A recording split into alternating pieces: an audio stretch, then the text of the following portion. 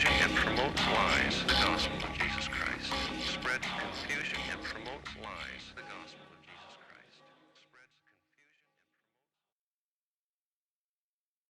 Hey everybody, it's Thursday, December 8th. This is This Non-Religious Life.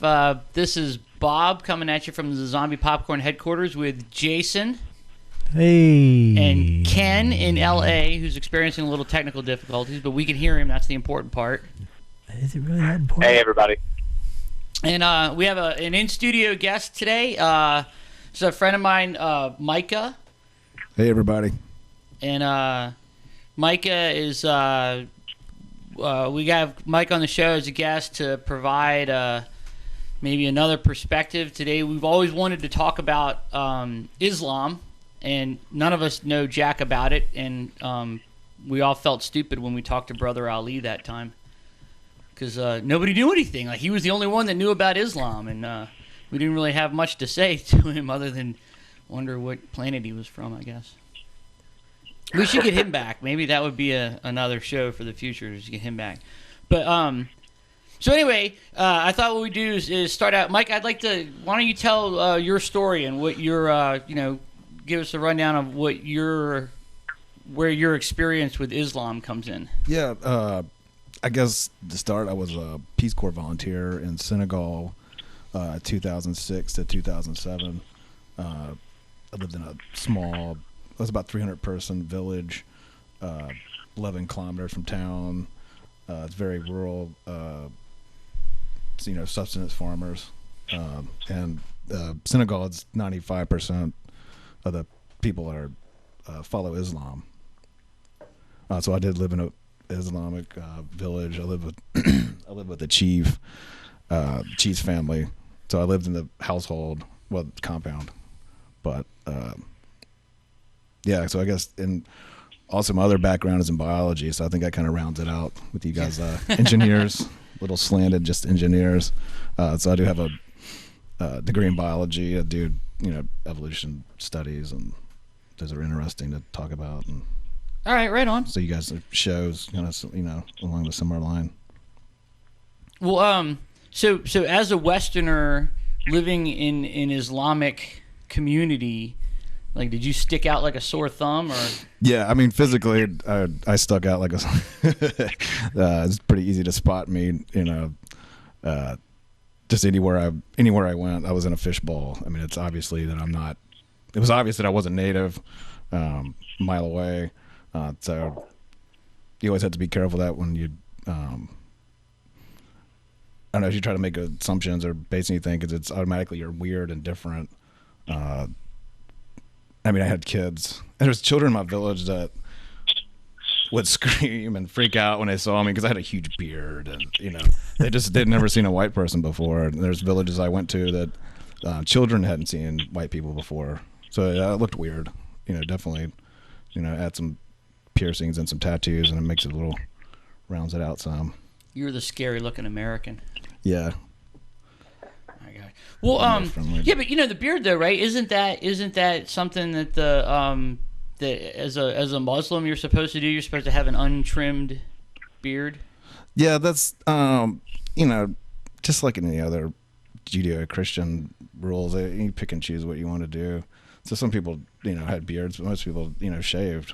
Had shaved head, they had shaved beard, and they were. I guess you could. I don't want to make judgments on like Islam in general. I can give you my experience from my village, but I mean they were pretty religious, but it wasn't. It's I looked at it more of like a philosophy that they kind of followed, and the way that they practiced their religion was kind of a balance between poetry and philosophy. Is kind of the way I look at it. So it's nothing that what most Americans are being fed to what Islam as that they are cold-hearted terrorist killer type. They are they live their lives in this village like anybody else would. Their main goal is to eat, have family, and worship what they believe. Yeah, they they welcomed me. Yeah, they invited me. I was invited. It's not like. I was just stuck there. Like I was invited to this place, and I mean wholeheartedly accepted me into the village, babysit me. I mean, I taught some stuff, but I learned probably more than I taught while I was there. So yeah, the whole conception of, everybody has a, turban and they just live to hate America is just total horseshit. Well, Perception. I do think that that people are people wherever you go. Yeah. I mean, like, and I do, like, deep down, I think that people are inherently good, but the thing that, and I agree, Muslims kind of get a bad rap. In fact, did you see that there's going to be a new show either starting or it will start soon? There's a reality show that'll be on TLC called American Muslim.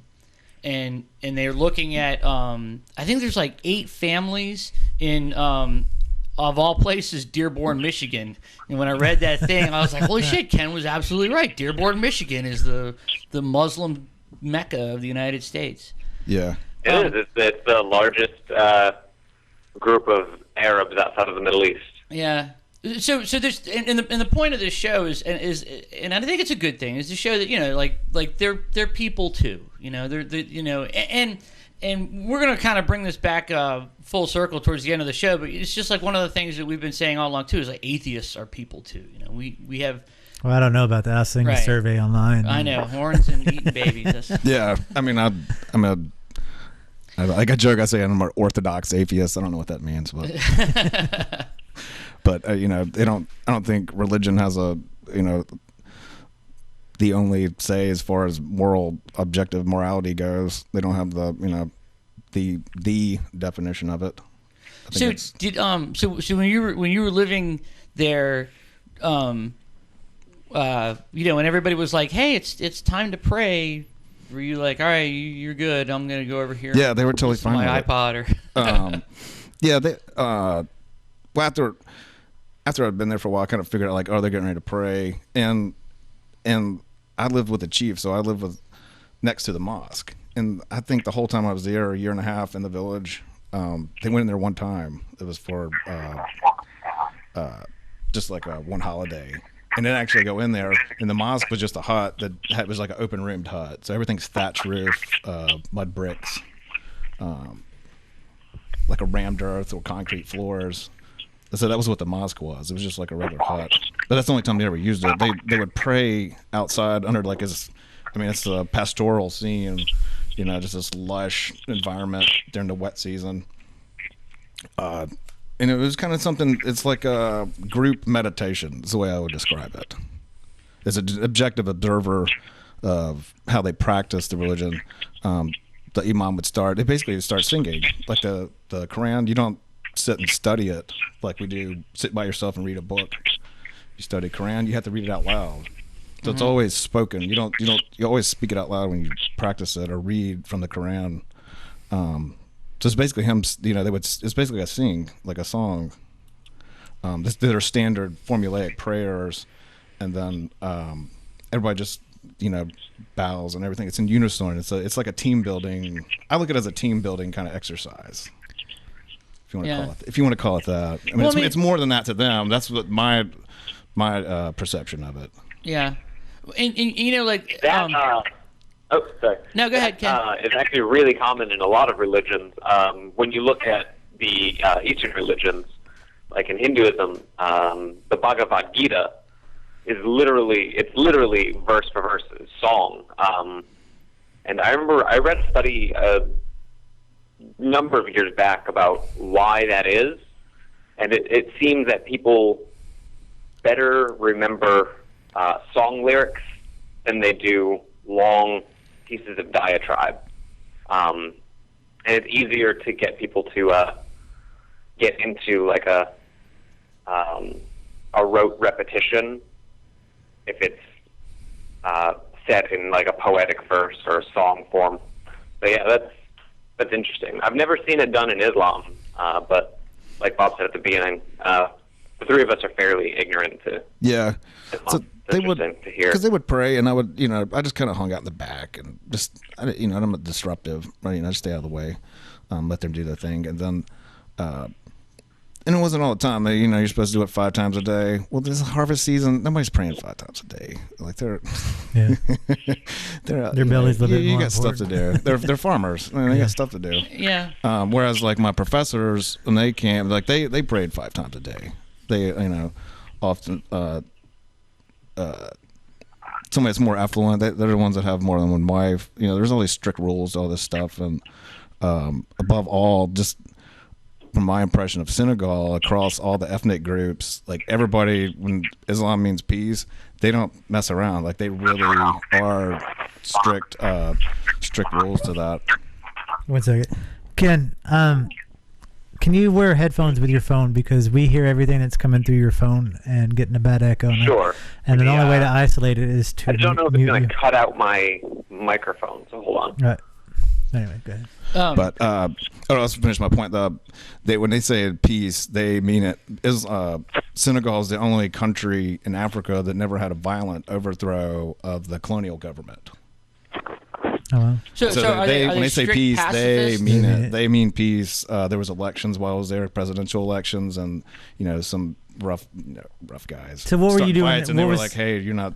Everybody crapped on them. Like, this is not allowed. You're not allowed to be violent. You're not allowed to be, street toughs, roughing people up. They don't tolerate it. They do not tolerate any kind of violence. That's nice. So what was your purpose as a member of the Peace Corps there? I did fruit orchard management. So we did. You helped. They knew how to plant trees. I wasn't teaching them anything new here. Yeah. They just wanted, I don't want this field to be corn. I want lemons, or I want an entire field of mangoes or cashews. So what I did is showed them how to increase production, like how to start a nursery, how to, if you want 2 trees, then that's great. If you want, but what I was doing was more like, you want 25 trees. How do you do that? What's a little more? There's a couple of things you can do that kind of polish the technique. Yeah. So you can increase your trees. And the big thing is just, it was about 4 or 5 kilometers from the road. So we were off road. So everything's either in and out on a bike. Big trucks can come in. So a couple of times a truck would come in to pick up something, but you hauling something out, you're going to haul corn out, or you're going to haul mangoes or, oranges, and they sell for more. Yeah. So you're trying to sell as much higher profit vegetables and fruits is what I kind of concentrated on. How do the economics work on that? They were not just wanting to grow more for their village; they wanted to grow more for the market. Yeah, it's more for profit kind of venture. And also too, my village kind of had their act together. There's nobody going hungry. But I lived with the Fulani as the general ethnic group. But I lived with the Pulars in West Africa. If you see somebody herding a goat or any kind of animal, they're the herders. And if you see somebody selling fruit, they're Pular. So that's how you can, just a general thing that they do. They're the herders. People actually, other groups will pay them to herd their cow or whatever. So it's like a lifelong culture. If you're born in this section of society, this is what you do versus I think it's not like like a sect, so to speak. But if you see somebody herding cows, I just go walk up to them. I know they're speaking Pular, so okay. So it was the transition kind of from the nomadic, semi-nomadic type of lifestyle to living in the same place and growing stuff. So that's what we try to push with the vegetables, because they would say why grow tomatoes when I could just sell a goat. Yeah. And buy some tomatoes. So I was like, well, you can kind of grow some too. How sharp were those ethnic lines? There's definitely it's blurred now. It's not as set. Like I'm, this ethnic group, we do this, kind of thing. So everything's all blurred and everybody does kind of whatever, you can just the stratified I wouldn't say their society is as stratified as it was a long time ago, whereas there was strict sect. So you did this, if you were born into that. Now it's kind of nobody really, it's more modern type of way of thinking. Yeah, I think it's interesting about how you were saying the ethnic lines also determine your livelihood. Like this ethnic group were the growers, and this ethnic group were the herders. But how did the religious sects play into that? Was one religious sect the herders and another religious sect No, the it's growers? more like it's just like here. You just pick and choose which a lot of the message is the same. You get to the mosque, and it's a lot of similar type of like denominations. That was more in the city. Like when we lived in the capital, outside the capital for training, I mean, there's just different denominations. Like here, I mean, how many different religious places could we walk to from here in 5 minutes? So you're saying like in a city, it's the same here. Do they are there evangelist types that actually go out and say, while you're here, you should? It's pretty much 95%. So yeah, you're going to convert. Like well, no, I'm just saying like for you, you were an outsider. Were you? People? Honestly, they didn't care. Like Chief, his best buddy was Christian, was some Christian guy that lived, and they kind of lived by themselves. His family, and that was his best buddy. Like they would go out hunting together, and good time buddy was like his best friend was a Christian. So they don't look at it as. They don't look at it like we do here, where it's like you need to follow this God or everything else. No, they're just like he does something different because they're like, wait a minute. So they knew I wasn't Muslim, obviously, and they're like, oh, you're Catholic? If you're not Muslim, you're Catholic. And I'm like, no, not really. Yeah, but I didn't really go into like ins and outs of it, but I was limited by my language skills, so that was a limit. Yeah. It's probably not in the best interest to get into that. Yeah. It's kind of like live and let live. And they're like, hey, he just does whatever. They don't care what he does. As long as he, helps. Yeah, but you sound like you're in a you're in an island of calm amid a sea of discord, because there's all these news stories coming out of Africa of almost genocide, where people are being killed for their religious beliefs by one religious group over another. Yeah. I mean, Sudan and Rwanda and yeah, there's a lot of definitely violence and those kind of things going on, but I live close to the border of Guinea, so that was we're kind of, it's like a joke they say, like, we're not in Senegal, we're not in Guinea, we're here. Yeah. That's kind of, but I mean, there was a violent overthrow of the Guinean government while I was there.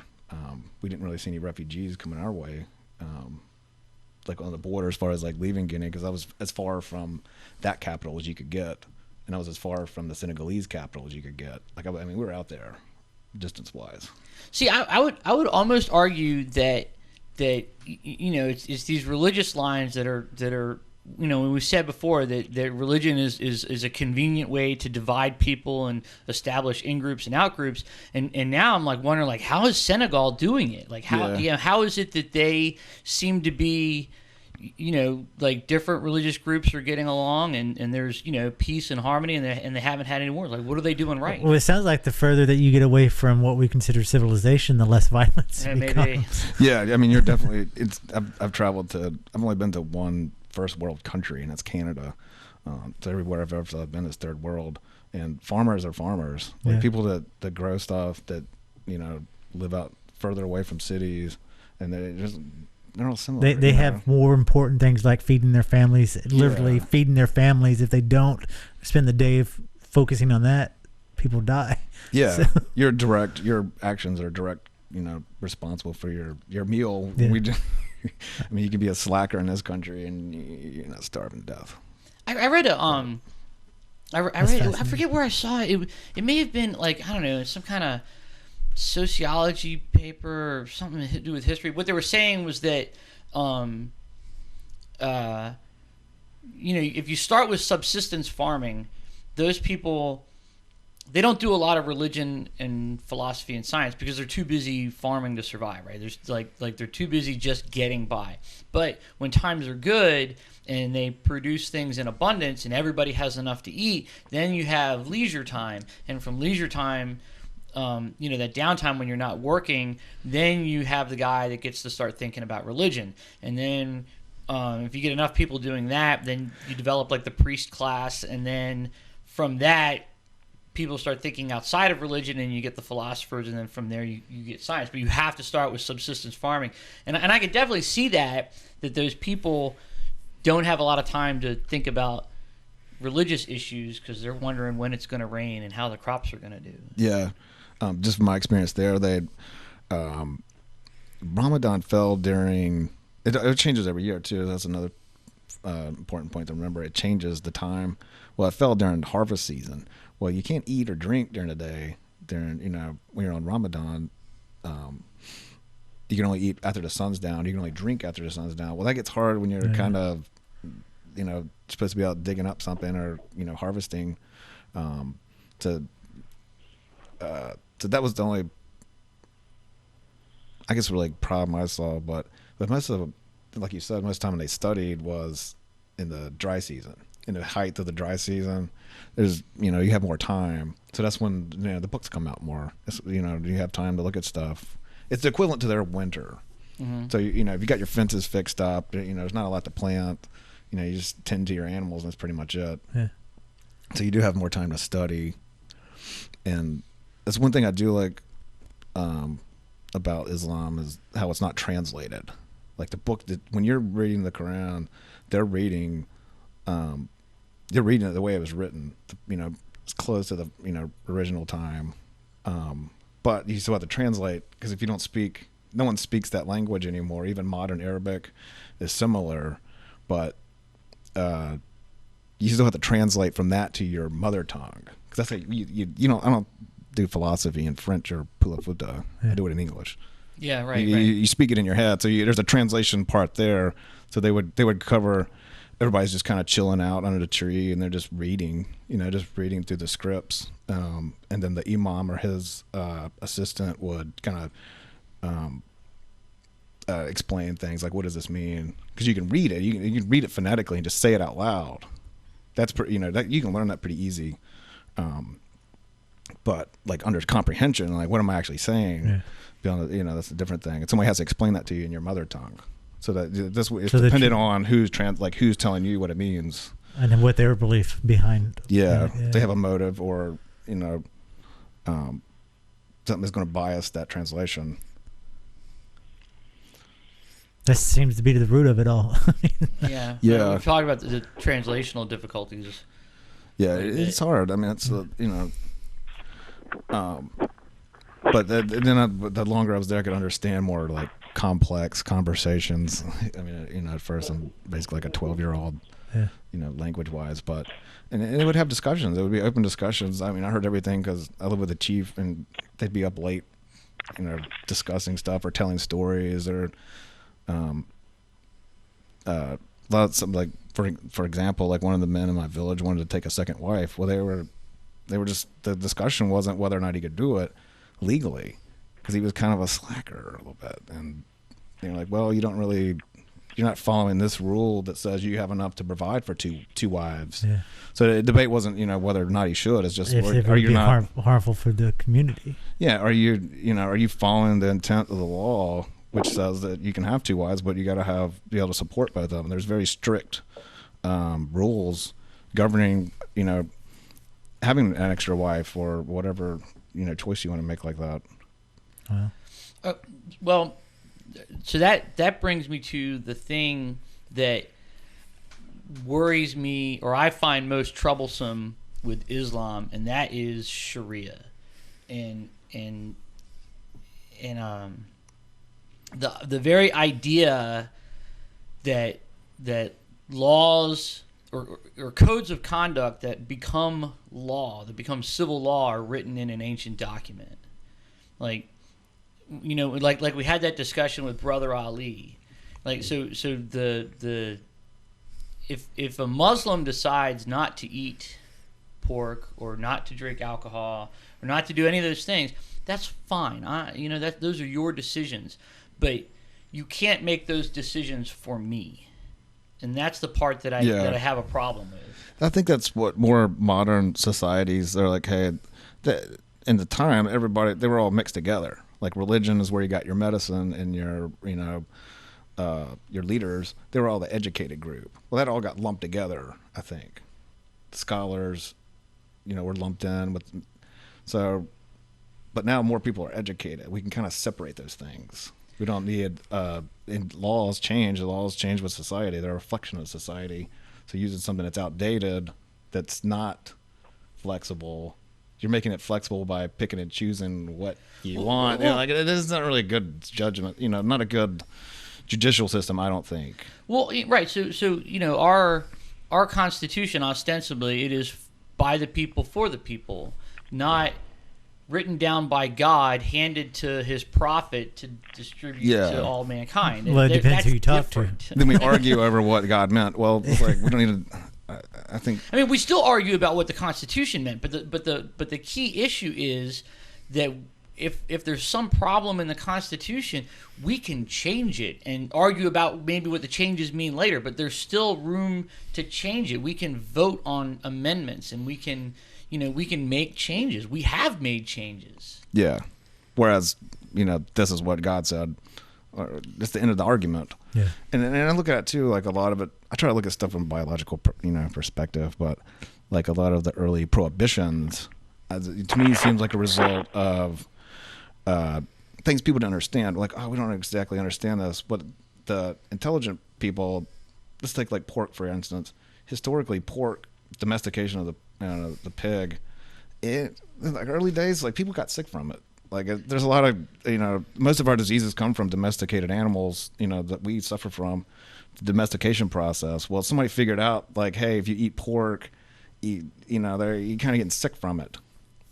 It's making you sick, just from the parasites that used to be on, and bacteria, and et cetera. So, and how do you get somebody to stop? Like somebody put that together. That's what I think. This is all, I don't have any proof. The pork thing is actually, it comes out of Judaism.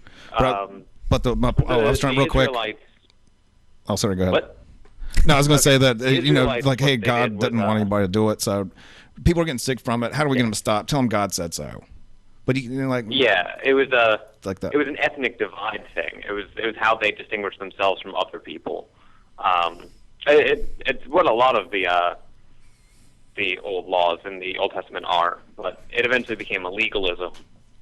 Even in Judaism, it wasn't really a legalism, but later adaptations of Judaism, and one of the surviving ones is Islam, sort of adopted that legalistic aspect of what was originally just a cultural divide, like how to distinguish someone who was an Israelite versus someone who was a Hittite or a Moabite or a Chaldean. When you also look at pigs too, that's another thing. If you ever been, fences keep animals out in Senegal. It's just like that kind of mentality. So there was pigs in towns, and they just eat garbage. So I didn't. I'm not. I don't want to eat an animal that ate garbage. That's kind of. You look at. See what a pig eats in Senegal because you see them do it. Our pigs eat garbage here. We just don't see them do it. They eat it somewhere else. Like, oh, that pig's eating garbage, and like, oh, I'm not eating pork because it's eating ass.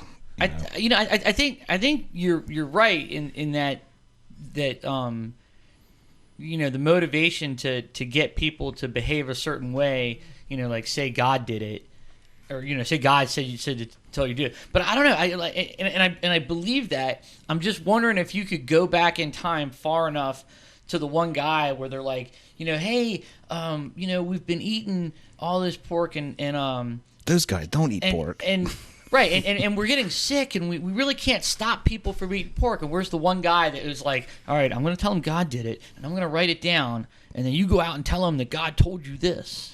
It works. That works, man. Come on. Well, apparently it has worked. I'm just wondering who that one guy is that put it together. Well, I never imagined it being like one guy. I just think it was kind of an evolution of thought. I know. We're not eating this stuff. They're getting sick as crap, and somebody just they're smart people. Smart people were ones that mixed it together. But it's just funny, like prohibitions on how do we come to those prohibitions? The other thing too, I look at where like Jewish people, I think, take it more seriously, like not eating shellfish. Well, if you look at the rates of people that are allergic to shellfish, like Jews have the highest rate of shellfish allergies. Really? Yeah. I mean, there's, I don't know, correlation, causation, I don't know. Yeah. I mean, there might be something to that, but And on one hand, I can see that the dietary restrictions, like, were of a benefit, like, then. And I'm not advocating that they change them now. What I'm saying But is... I also believe that there's economic power behind it. And they're herbivores. That's kind of, if you look at the group, like, you don't eat carnivores or omnivores. If you're going to eat meat, you eat a herbivore. Yeah. So, like, herbivores are good for goat. You know, you can eat But cow, it's sheep, the social stuff that it's the social things that bother me, especially like the conduct of women and the treatment of women in Islamic society. And I know that's been a lot of debate. Like, I was reading, some woman was writing in, of course, the Huffington Post about, how Islam is a great religion for women and it's very liberating for women to be Islamic. And I'm just like, I don't know. I don't see that. I think two separate things, like from anecdotal evidence. Like, I have two friends or two acquaintances that I knew that were Pakistani that lived here in the U.S. and their opinion is that the only mosques that are here are the hard line. It'd be like if you went to a foreign country and you wanted to practice Christianity, but the only church was a Pat Robertson University church. That's your only choice. So they're the more. What's wrong with that? So they're, according to these are two acquaintances, and like their opinion is that it's more, the mosques that are here are more strict, more less liberal kind of mosque. And I think that's the problem with the propaganda that we are fed is it's easy for people to say that they're all terrorists, they hate women, because majority of us have not been to their countries. We don't know what it's like to live in their shoes, what it live in their economic times. And I'm not justifying the covering of the women, the things that happen that we know is oppressive. I'm just saying we can't use the broad stroke. No, because I can give you two perfect examples. Like my family that I lived with in outside, Ches is outside. We spent 3 months. You spend 3 months doing language training and cultural training and job training. But during that time, like, you live with a family. Like, I lived we stayed at the center for a week, and then after that, you live. You go to class, but then you at night you go home and stay with the family. But the mom that I stayed with, there was apparently some drama going on. Well, I couldn't really understand what was going on at first, but after a while I figured it out.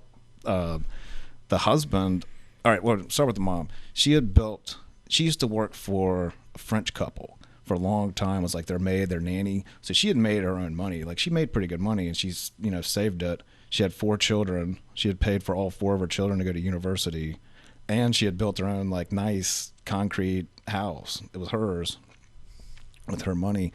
Where her husband was kind of a slacker a little bit, and he wanted a second wife, and she was like, no, you don't make enough money, these are the rules, and it's not cool. It's not cool with me for you to take an extra wife. Well, he did it anyway, and so she booted him out. Like, he stayed on the couch when I first got there. Eventually the couch went outside, and eventually I didn't see him around very much anymore. Awesome. She was a dynamo. She didn't take shit off anybody. She was like, look, you can't afford a second wife. Now, the other end of that, some people, like women get older, they encourage their husband, like, hey, the second wife is kind of like a permanent, house keeper. Yeah. So it's not like, it's not just something that's frowned upon. Like, some older women are like, hey, she does stuff that, I can't do all this all day. I got too many kids. I got to do this. So, but how does the society view that situation where she rejected her husband? Because she just pointed out the Quran. She's like, look, there's very strict rules in there. Percentage of your income, and these are the rules. And she just pointed out she could read the Quran. She was very smart. And everybody, so since she was able to do that, pretty much, I guess the leaders in society were like, okay, cool, you can. Yeah, she was like, you're correct. So, and the other thing too was the toe stand. So and like AIDS awareness, they're also very progressive in that. Like, the mosque actually is how they spread. Toe stand is an anti-circumcision grassroots movement started in Senegal, where they're against women being circumcised So that was started in Senegal, and it's a lot of it spread through the mosque. They're cool with it.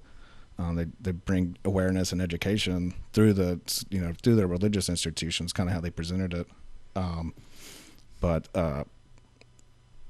Also with the AIDS awareness, like was a guy in my village. He'd gone into town and they just had an AIDS talk, stopping spread of AIDS.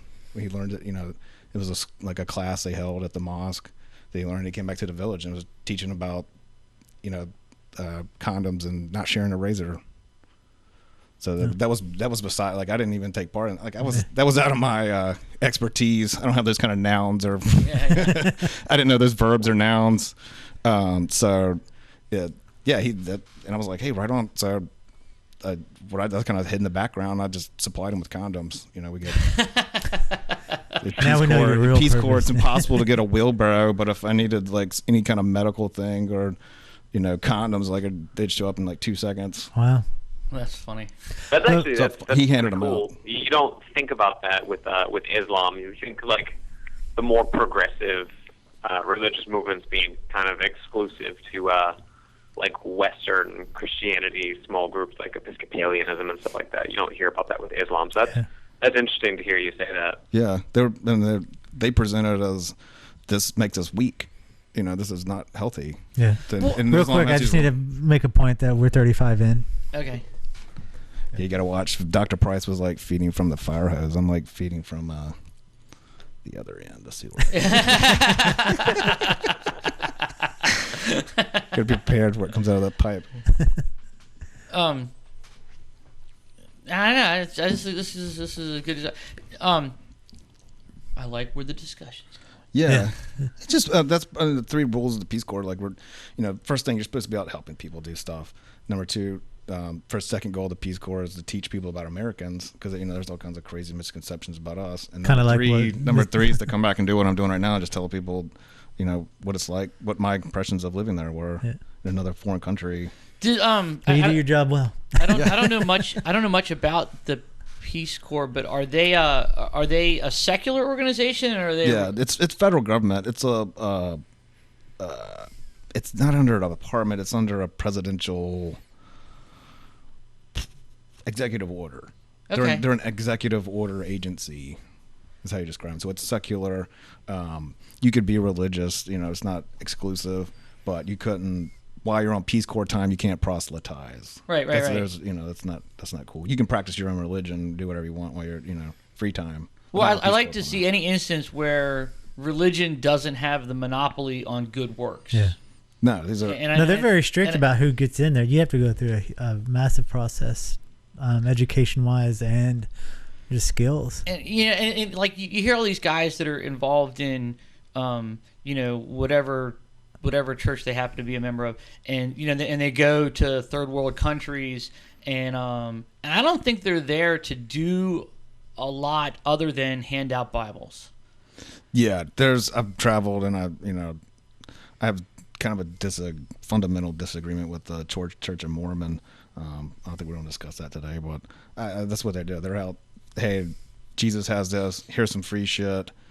If you want some more free shit, you got to, do these Jesus songs. And I disagree with that. Yeah. But also at the same time, for example, too, is like my grandfather, he's a religious guy, and he was 80, and he just went to Guatemala, and they just built a school church thing. It's like a small town. Like but he's a plumber, and he's 80 years old. He's there doing plumbing in a third world country in the tropics, just because he wants to help people. Yeah, I have a friend that just went down there to help them do plumbing as well. Yeah. Yeah. Well, I mean, and I don't want to be unfair and say that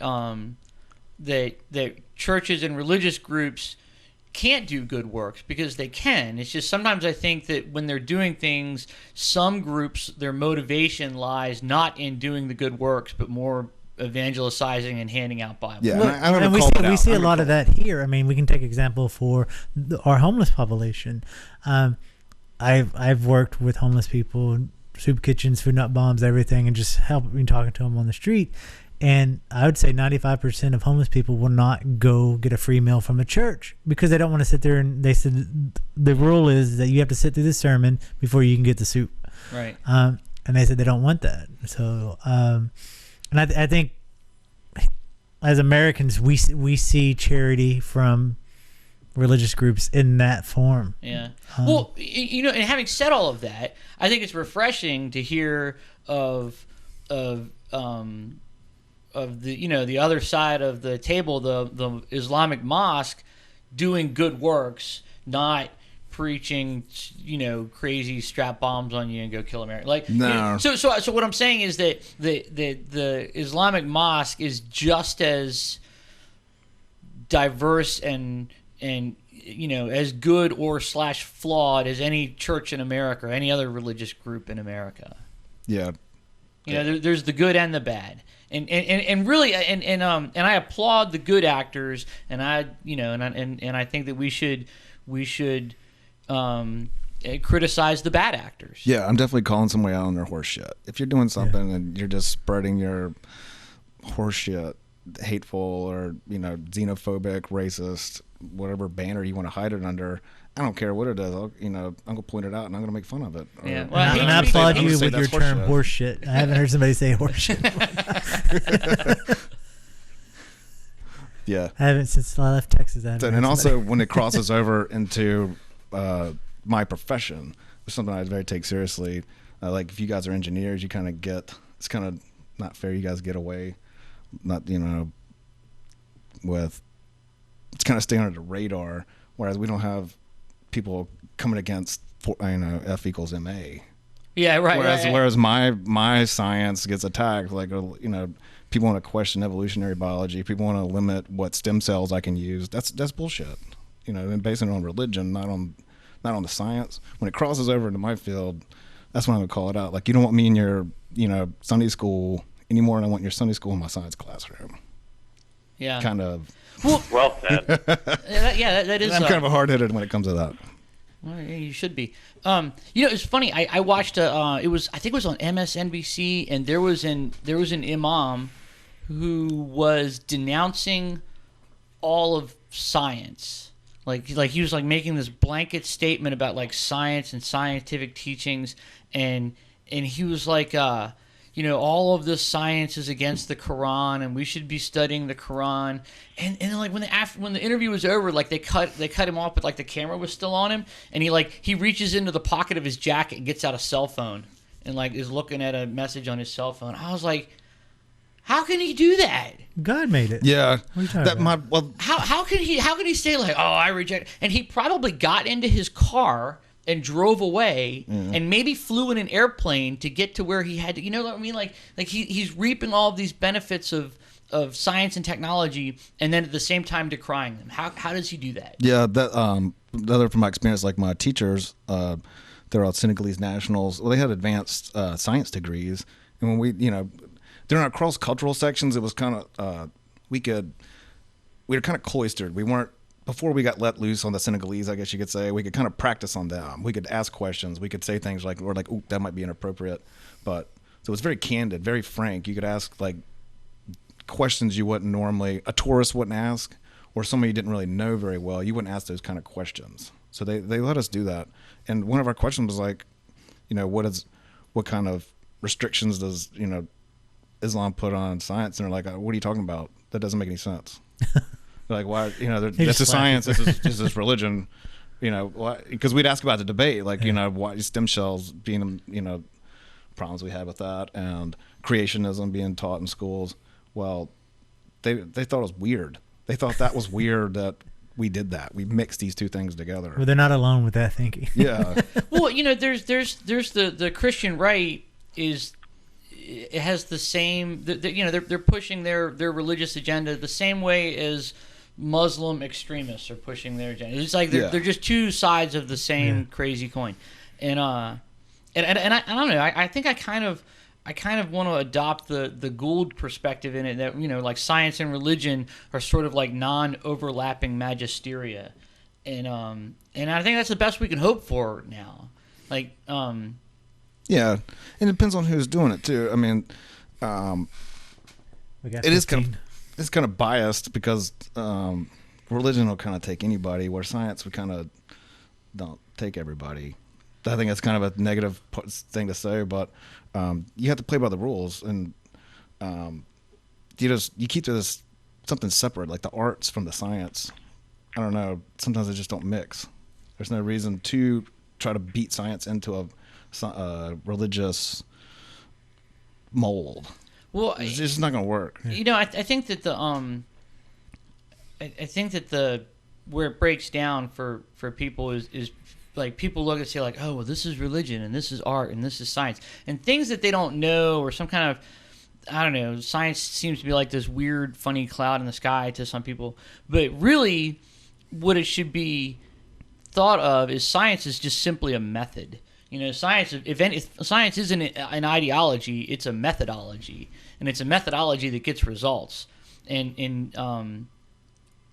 you have to respect it as a methodology. Yeah. Because anything more than that, then it becomes an ideology, and then it becomes something more than it is.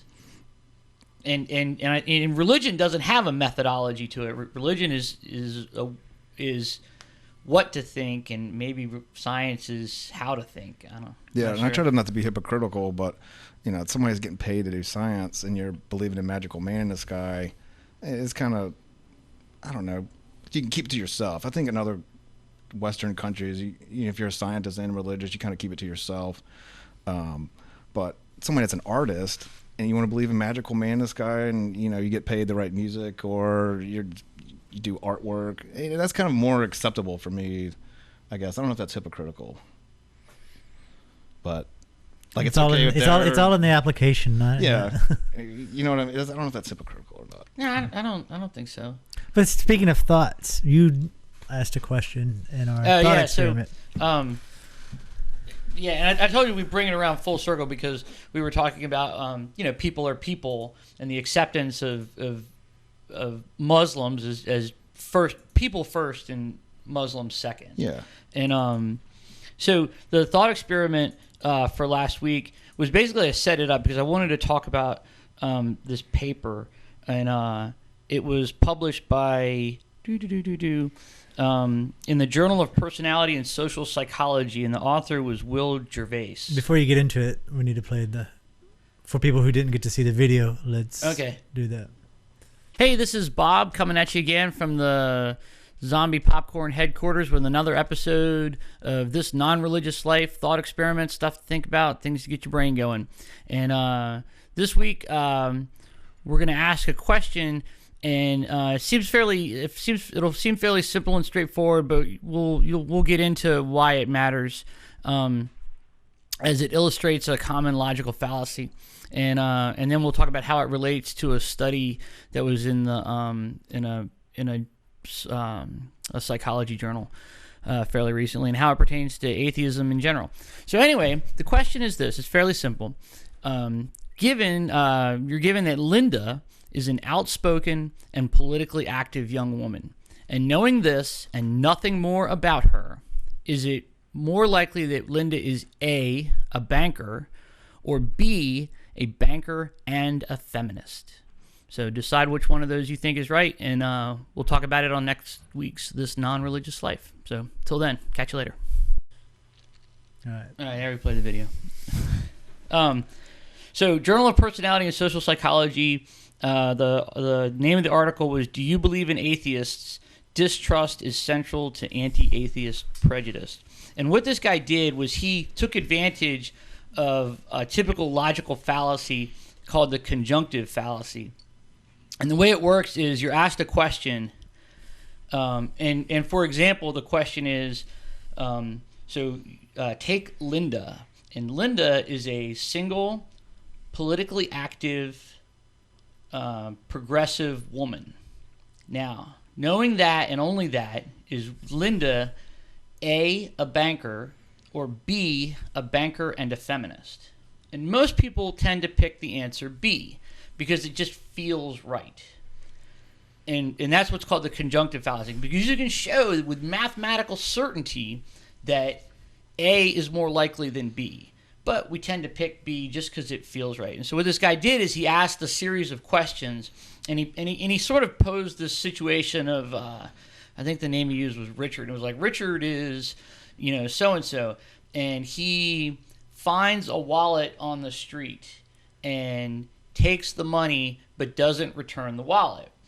Is Richard A, a school teacher, or B, a school teacher and a Christian, or B, a school teacher and a Muslim, or C, a school? They asked it over and over. So in the iterations, he was a school teacher and a Christian, a school teacher and a Muslim, a school teacher and an atheist, or a school teacher and a rapist. And the conjunctive fallacy occurred most when it was atheists or rapists. So we are as atheists, as a group, distrusted as much as rapists. And Muslims finished only behind the Christians. Yeah. And so the thing is, like, why as a group are atheists distrusted? But why does it, if you take the wallet or take the money and leave the wallet, make you distrusting? Because that's seen to be a wrong thing to do, right? The right behavior would be you return the wallet with the money. If you knew who the they broke it down into two pieces. One is not a judgment based, and one is judgment based answer. Yeah. Right? Is that what it's called? Right. So is it more likely that he's a teacher, or he's a teacher and an atheist? And people said, and the mathematical certainty is he's just more likely to be a teacher. Yeah.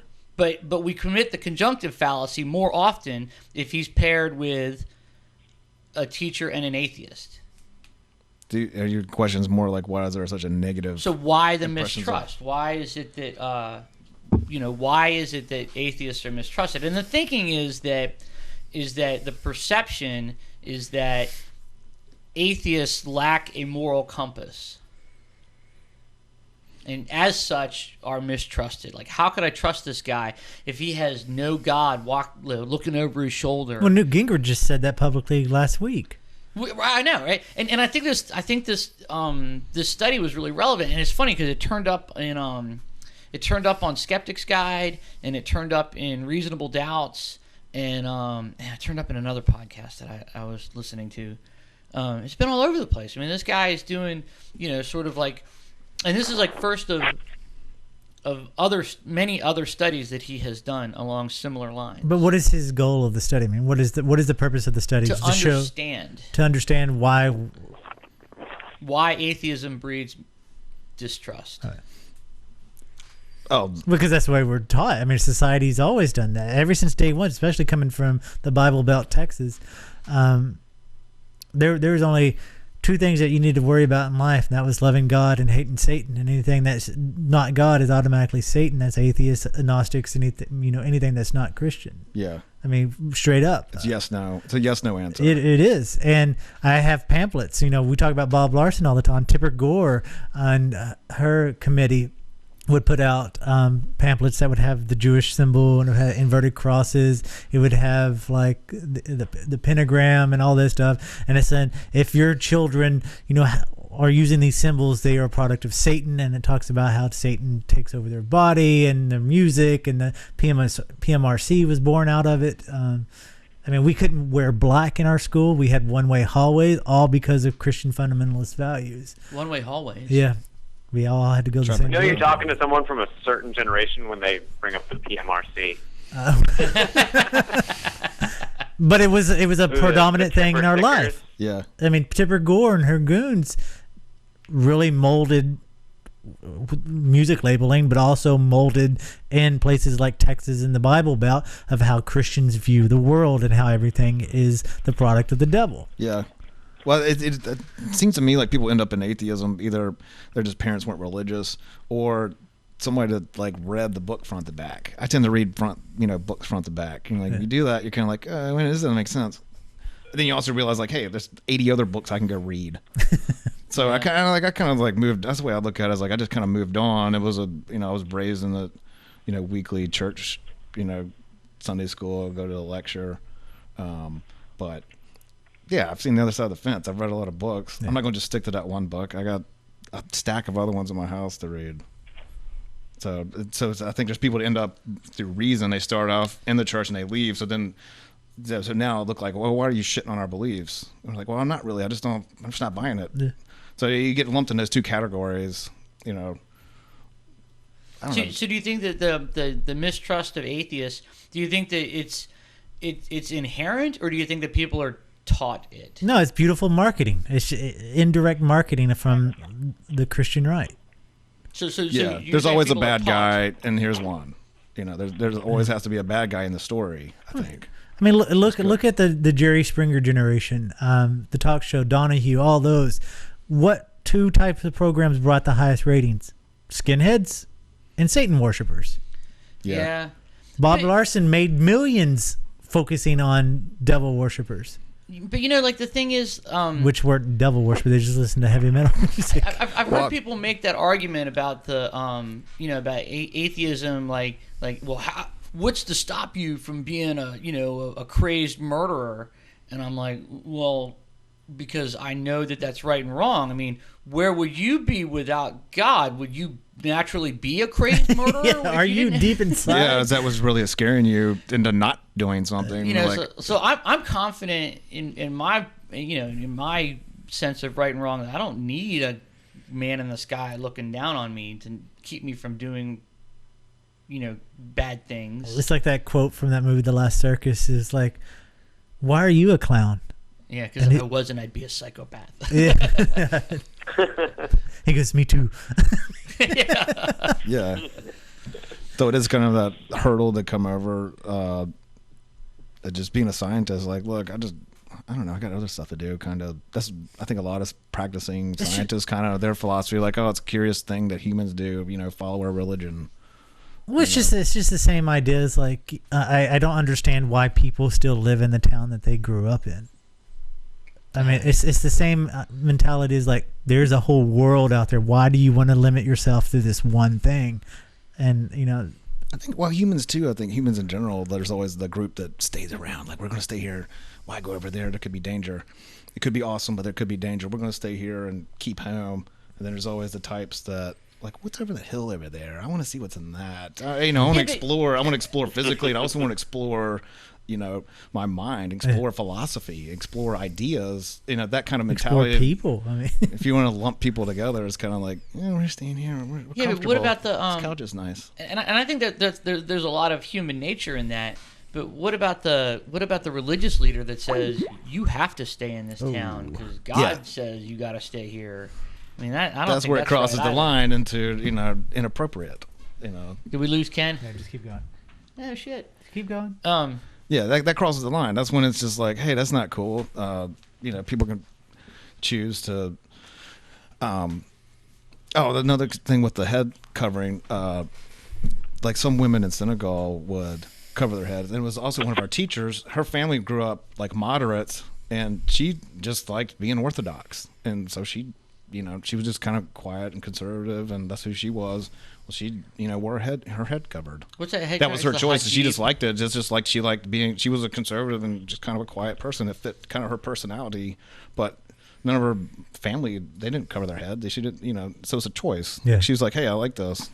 Right, and I'm okay with the choice, and I'm okay with you making the choice, but it's when you're mandated to do so, and it becomes a law, an enforceable and punishable offense to not make that choice or to not behave according to those laws. Yeah, because they look at it as just modest. It says to dress modestly.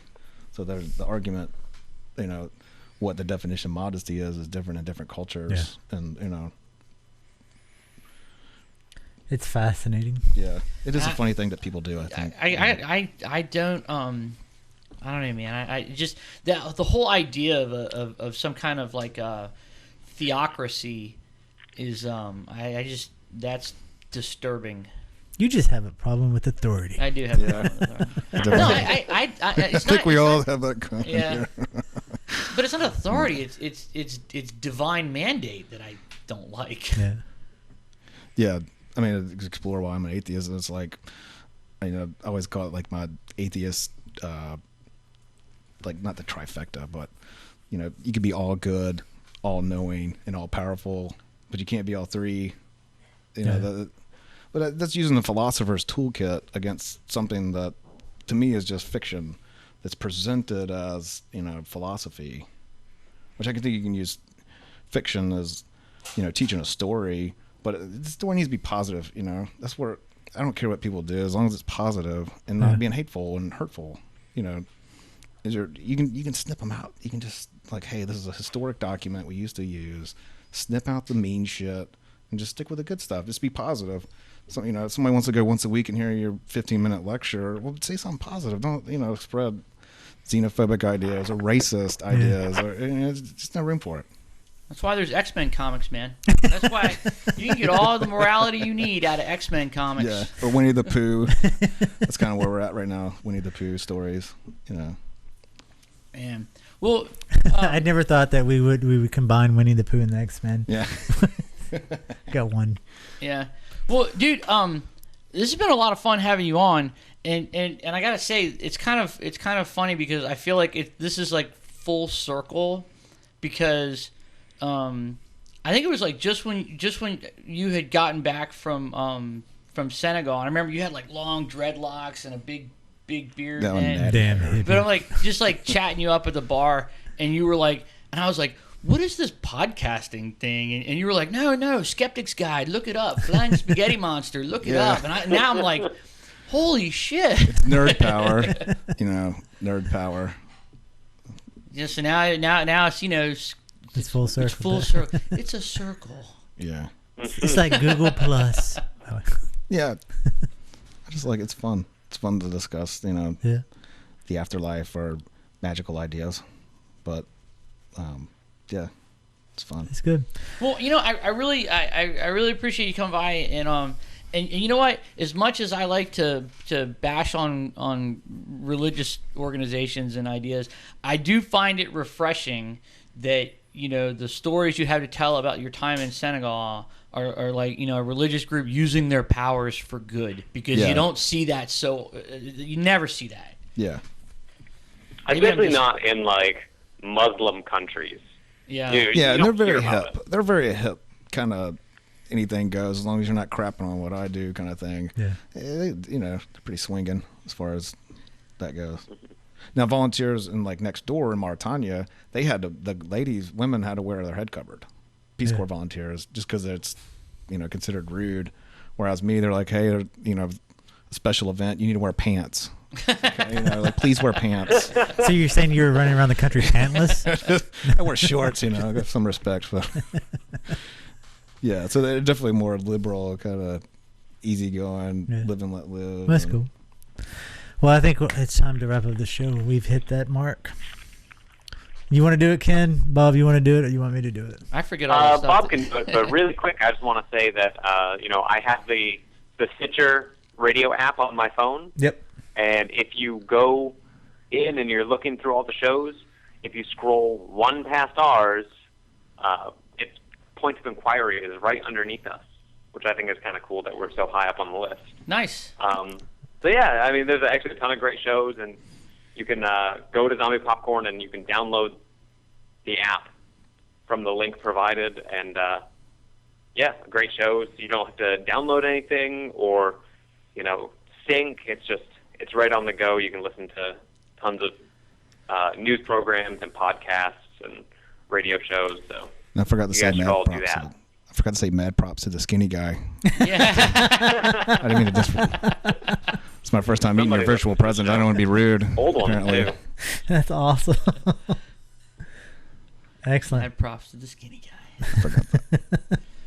All right, well, so I guess that's our show for the week. You can check us out on Facebook, Stitcher, call the Zombie Popcorn hotline. The number I don't know off the top of my head, but I'm sure Jason and his editing skills will put it. I'm gonna go like this, and you can put it like right here.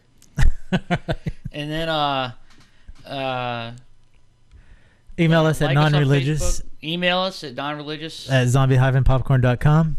Like us on Facebook. Hit us up on Google+. Everything else that you need to know where to find us can be found on zombiepopcorn.com. And Micah, thanks for coming by, man. Yes, thank you. Thank you. Yeah, thank you. Good times. All right. Just got out here. I thought I was a good Christian. Jesus died on a cross. I go to church every Sunday. Just got out here. Then I read that Jesus died on a cross for a rotten hooker. I thought I was a good Christian. I go to church every Sunday. I thought I was a good Christian. I go to church every Sunday. I'm a very religious person. I thought I was a good Christian.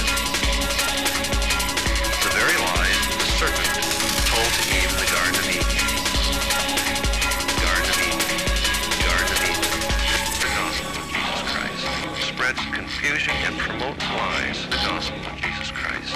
Spreads confusion and promotes lies, the gospel of Jesus Christ. Spreads confusion and promotes lies, the gospel